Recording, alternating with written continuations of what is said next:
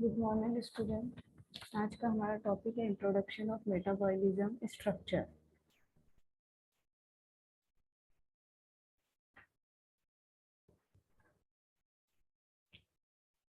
Metabolism क्या है? What is metabolism? Metabolism regulate life through a set of chemical reactions. ठीक है, metabolism regulate करता है life through a set of chemical reactions. Chemical reactions are often coordinated with each other. और जो chemical reaction रहते हैं often वो coordinate रहते हैं एक दूसरे से with each other and occur in sequence, और ये सीक्वेंस में ऑकर होते हैं कॉल्ड मेटाबॉलिक पाथवेज। और इसको क्या कहा जाता है? ये एक सीक्वेंस में ऑकर होते हैं इसलिए इसे कहा जाता है metabolic pathways. Each step of which is catalysed by a specific enzyme. इसकी जो एक हर स्टेप होती है which is catalysed by a specific enzyme. Catabolic reaction result in the breakdown of molecules into smaller molecules. Catabolic जो reaction होता है इसका result क्या होता है? In the breakdown of molecules into smaller molecules. Then metabolic क्या है वो आपको बताया। Second, what is the process of metabolism? Metabolism का प्रोसेस क्या है? Metabolism refers to all the chemical process going on continuously inside your body that allow the life and normal function. Metabolism का जो प्रोसेस रहता है उसमें रहता है refers to all the chemical process going on continuously inside your body that allow life and normal function. Maintaining normal function in the body is called होमोसाइटोसिस। जो maintain करता है नॉर्मल फंक्शन को, जो मेंटेन करता है बॉडी में, से क्या कहा जाता है? होमोसाइटोसिस। This process include those that break down nutrients from our body. और ये जो प्रोसेस होता है इंक्लूड होता है those that break down nutrients from our food and those that build and repair our body. Types of metabolism. There are two categories of metabolism. दो type के metabolism होती है, एक है कैटाबॉलिज्म एंड एनाबॉलिज्म।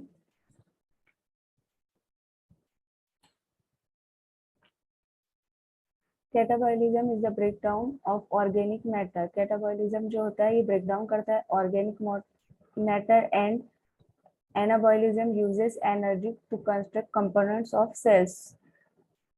कैटाबॉलिज्म का work होता है breakdown of organic matter, और एनाबॉलिज्म किस लिए uses energy to construct components of cells such as proteins and nucleic acid. Anabolism uses energy करता है to constitute components of cells such as proteins and nucleic acid.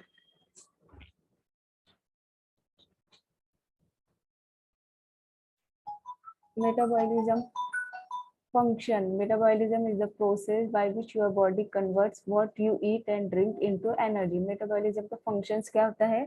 ये एक process है in your body converts what you eat and drink into energy. जो चीज आप खाते हैं और पीते हैं इसको एनर्जी में कन्वर्ट करने का ये प्रोसेस है। Even when you are at rest your body needs energy for all is hidden. Even जब हम रेस्ट करते हैं तब भी हमारी बॉडी को एनर्जी की जरूरत होती है for all its hidden function such as breathing, circulating blood, adjusting hormones levels and growing and repairing cells. जब रेस्ट करते हैं तब ब्रीथिंग, सर्कुलेटिंग ब्लड होता है, एडजस्टिंग हार्मोन लेवल्स होता है and growing and repairing cells होता है, इसलिए भी हमें एनर्जी की जरूरत होती है। तो मेटाबॉलिज्म का फंक्शन होता है कि वो एनर्जी प्रोवाइड करता है। Metabolism is a process by which your body convert what you eat and drink into energy. Types of metabolism जो हमने पढ़े, there are two types of metabolism, catabolism and anabolism. जो कैटाबॉलिज्म होता है इसमें क्या होता है, मरीज एक ही जगह बेहरकत पड़ा रहता है, यानी पेशेंट में कोई भी वर्क फंक्शन नहीं होता, बस वो एक जगह बेहिस पड़ा रहता है। और जो एनाबॉलिज्म मेटाबॉलिज्म का जो सेकंड टाइप है एनाबॉलिज्म, तो एनाबॉलिज्म में क्या होता है, इसमें सादा मुरक्कबात जो सिंपल कंपाउंड रहते हैं वो सादा मुरक्कबात पेचीदा मुरक्कबात में तब्दील होते हैं एनाबॉलिज्म में। और कैटाबॉलिज्म में क्या होता है कि मरीज एक जगह, पेशेंट एक जगह वो बेहरकत पड़ा रहता है। और जो एनाबॉलिज्म होता है इसमें simple compound convert into complex compound. अब मेटाबॉलिज्म के फंक्शन, इसमें फंक्शन क्या है? Metabolism is the process by which your body converts what you eat and drink into energy. Even when you are at rest, your body needs energy for all its hidden functions, such as breathing, circulating blood, adjusting hormone levels, and growing and repairing cells. अब जो metabolism के जो disease होते हैं कौन कौन से? तो एक फैमिलियल डिसीज होता है, एक गौशर डिसीज होता है, हंटर सिंड्रोम, कर्व disease, maple syrup urine disease, metachromatic leukodystrophy, mitochondria encephalopathia, encephalopathy, lactic acidosis, stroke like episodes, MELAS, Niemann Pick. Familial जो डिसीज होती है ये जेनेटिक होती है. और हाइपोकोलेस्टेमिया जो होता है इसमें खून में कोलेस्टेरोल की कसरत होती है. और जो गौशर डिसीज है ये एक जेनेटिक डिसऑर्डर है. जो गौशर डिसीज है ये जेनेटिक डिसऑर्डर होता है. और क्रैब जो डिसीज है ये इनहेरिटेड डिसीज होता है. मेपल सिरप यूरिन डिसीज है. मेटाक्रोमेटिक लिकोडायस्ट्रोफिया एक डिसीज है.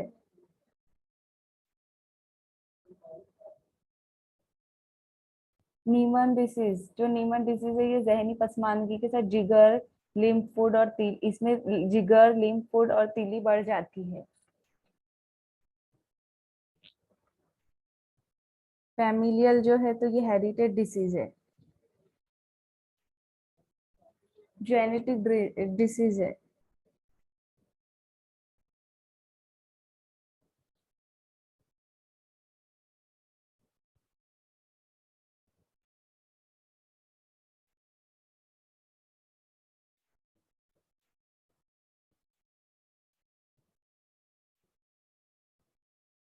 और ये जो मेपल डिसीज है, maple syrup urine disease is an autosomal receives metabolic disorder है. ये एक autosomal receive metabolic disorder affecting branch chain amino acid. ये क्या है? एक मेटाबॉलिक डिसऑर्डर है और अफेक्टिंग करते हैं branch chain amino acid. It is one type of organic acidemia. और ये ऑर्गेनिक एसिडमिया की एक टाइप है.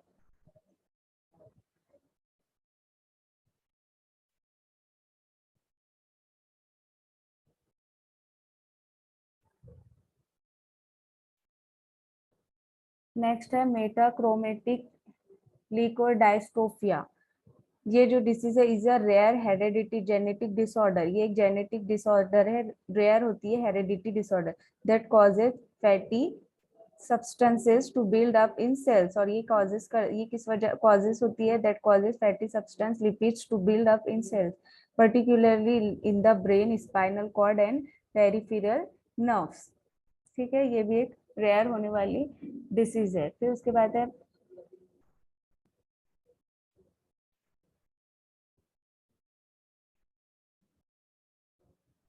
Mitochondrial disease. जो माइटोकॉन्ड्रियल डिसीज है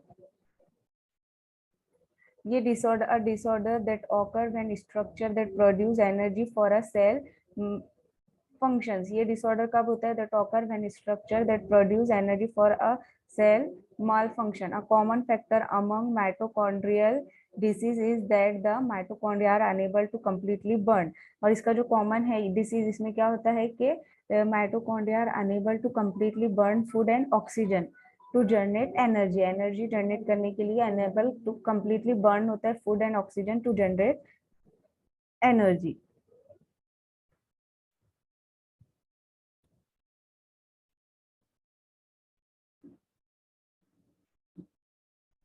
फिर नेक्स्ट है लैक्टिक एसिडोसिस जो डिसीज है.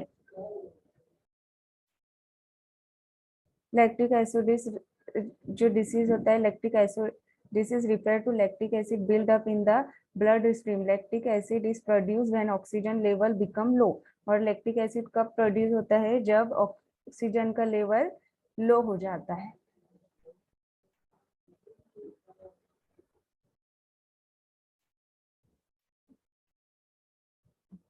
Lactic acidosis is a medical condition characterized by the buildup of lactate in the body with formation of excessively low pH in the blood stream. ठीक है, ये कब होता है? जब बॉडी में blood in the body with formation of an excessively low pH in the blood stream. It is a form of metabolic acidosis.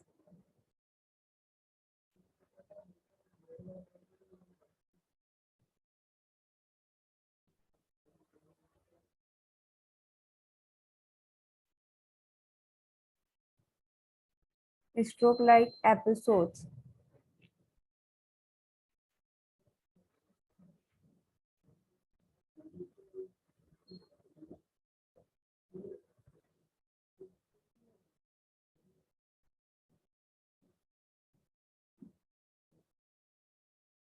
Stroke-like episodes occur particularly in mitochondrial. ये kind stroke like जो episodes होते हैं occur होती है particularly in mitochondrial में. Mitochondrial एनसीफेलोपैथी में ये occur होती है. Stroke syndrome but rarely also in stroke like episodes are at various form. ये बहुत सारे फॉर्म में होता है. इस्कीमिया स्ट्रोक पैथोजेनिकली और क्लिनिकली एंड ऑन इमेजिंग.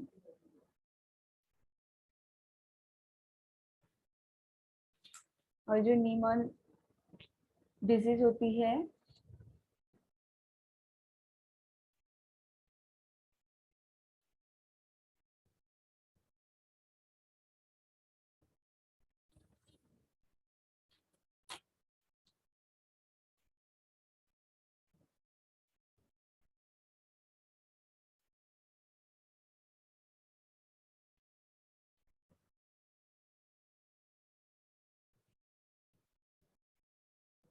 जो नीमन डिसीज होती है is a rare inherited disease है that affect the body ability to metabolise fat. These cells malfunction and over time die. Niemann disease can affect the brain, nerve, liver, spleen, bone marrow, and in some cases lungs. जो नीमन disease होती है ये affect करती है, can affect the brain, nerve, liver, spleen, bone marrow and in several cases lungs. Several cases of lungs. ये इन सब चीजों पर नीमन डिसीज अफेक्ट करती है. और हंटर सिंड्रोम जो है वो इनहेरिटेड डिसीज है.